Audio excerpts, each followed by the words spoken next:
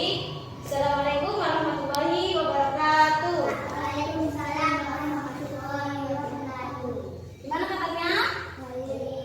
Alhamdulillah. Oke, hari ini kita mulai pelajaran tentang sejarah ya. Sebelum kita mulai belajar, mari kita berdoa bersama. Berdoa dimulai. Berdoa selesai. Baik, buka LKS-nya ya, bukunya.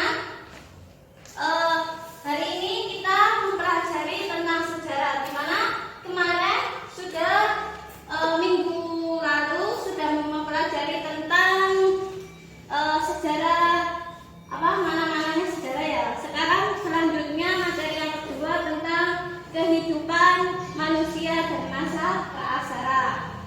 Nah, kali ini kalian dengarkan cerita atau penjelasan dari Ibu Guru mengenai tentang prasejarah, masa prasejarah itu, di mana sejarah adalah peristiwa yang menceritakan tentang masa lalu, dan prasejarah sendiri itu peristiwa di masa lalu tetapi tidak mengenal tulisan. Otomatis yang sejarah itu mengenal masa lalu tapi mengenal tentang tulisan. Kemudian masa prasejarah sendiri adalah masa prasejarah. Nah, di mana masa prasejarah ini dibentuk ada dua bagian. Yang pertama itu fosil, terus yang kedua adalah artefak. Nah, di mana fosil itu adalah makhluk hidup yang berupa binatang, manusia, dan tumbuhan, dan itu dibentuk dengan patung. Jadi yang kalian lihat itu patung itu disebut fosil. Nah, yang artefak sendiri itu alat yang dipergunakan manusia purba. Terus masa prasejarah ini digolongkan, maksudnya ada periodisasi masa prasejarah.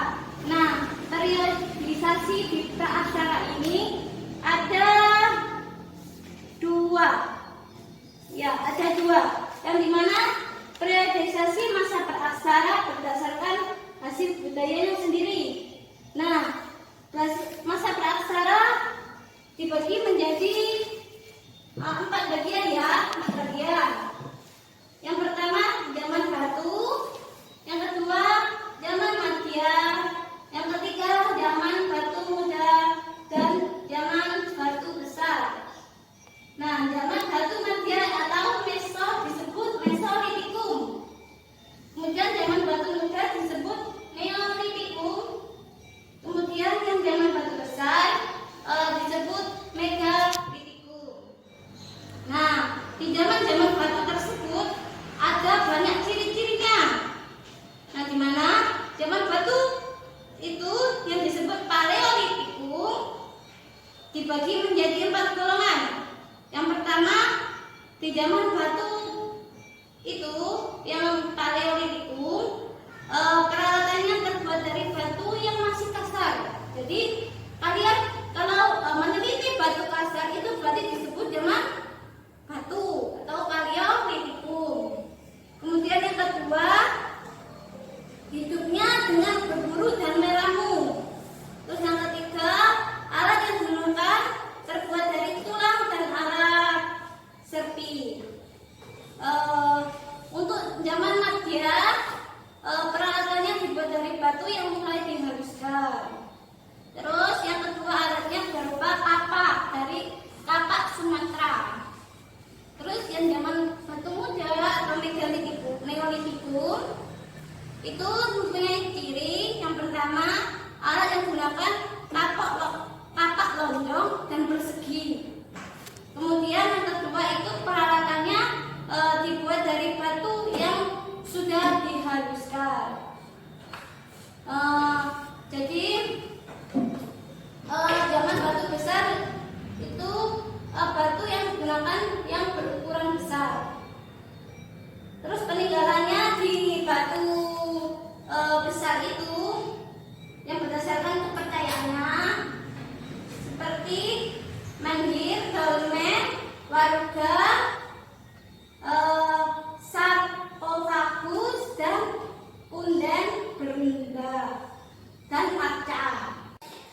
Penjelasan kedua tentang jenis-jenis manusia purba Indonesia di masa praaksara. Jenis-jenis manusia purba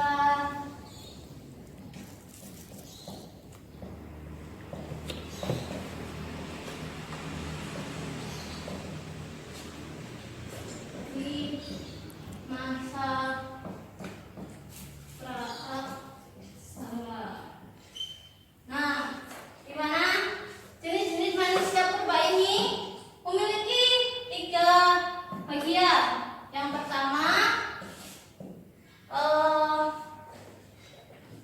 pertama, adalah Pithecanthropus. Pithecanthropus. Yang kedua, Megathecanthropus. Yang ketiga, Homo. Nah, di bagian 3 ini ada beberapa bagian lagi. Yang pertama, Pithecanthropus itu yang pertama adalah Pithecanthropus mojokertensis yang ditemukan oleh von Koenig-Wolff. Nah, ini yang pertama Pithecanthropus mojokertensis yang ditemukan oleh von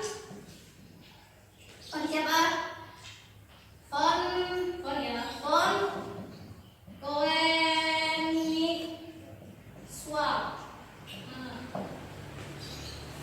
Terus yang kedua, Erectus, sama ditemukan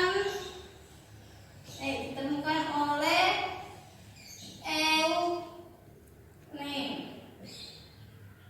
Eugene Dubois pada tahun 1891 di Ngawi. Ini di Mojokerto. Terus yang ketiga, Pithecanthropus soloensis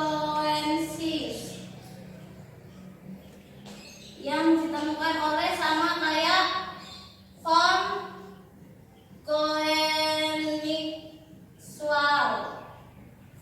Nah, ditemukan oleh di dekat sungai Pengawan ya. Nah, yang Meganthropus itu ada 1 bagian. Yang pertama, Meganthropus paleojavanicus. Paleojavanicus, tak tulis ya.